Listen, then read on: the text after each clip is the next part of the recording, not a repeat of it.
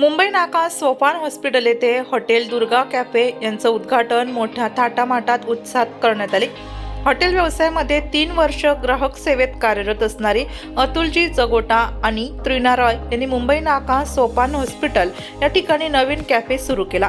यांचं उद्घाटन अतुल जगोटा यांच्या मातोश्री शारदा जगोटा आणि वंदना रॉय यांच्या हस्ते फीत कापून करण्यात आले।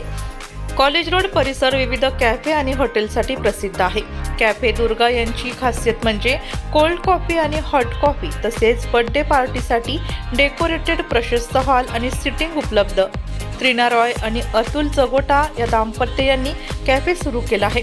एकदा अवश्य भेट द्या, इथल्या नवीन चवीचा आस्वाद घ्या।